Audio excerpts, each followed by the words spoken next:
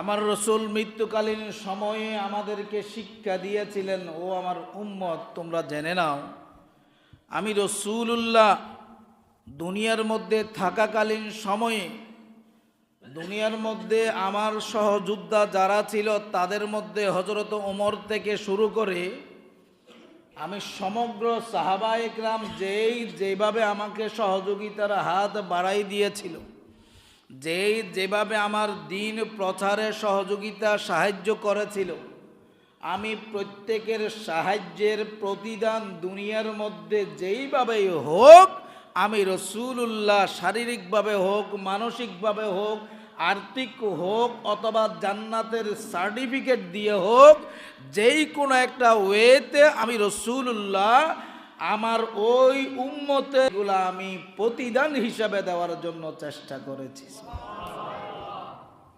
সর্বোপরি আল্লাহ তাআলা আমি রসুলুল্লাহকে সুসংবাদ দিয়েছেন, আমার সব সাহাবা একরামদের সহযোগিতার প্রতিদান আমি রসুলুল্লাহ দুনিয়ার মধ্যে দিয়েছি। তবে হ্যাঁ, একজন ব্যক্তির প্রতিদান আমি রসুলুল্লাহ দুনিয়ার মধ্যে দিতে পারি নাই। ওই ব্যক্তিটা হলো একমাত্র আমি রসুলুল্লাহর খলিফাতুল মুসলিমিন হযরত সাইয়্যিদনা আবু বকর সিদ্দিক রাদিয়াল্লাহু তাআলা।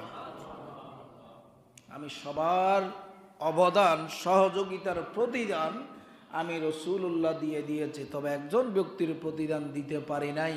তার মানে কি জানেন? তার মানে হলো আমার উম্মত, আমি রসুলুল্লাহর উপর আমার আবু বকরের সহযোগিতা অবদানটা থেকে যাবে তাই নয়, কিয়ামত পর্যন্ত উম্মতে মুহাম্মদী যতদিন থাকবে, কোরআনুল করিম দুনিয়ার মধ্যে যতদিন থাকবে, আমি রসুলুল্লাহর শরীয়ত হুকুম আহকাম যতদিন থাকবে, ততদিন পর্যন্ত আমার আবু বকরের অবদান সমগ্র উম্মতের কাঁধের উপর থাকবে। উচ্চ আওয়াজে বলুন সুবহানাল্লাহ।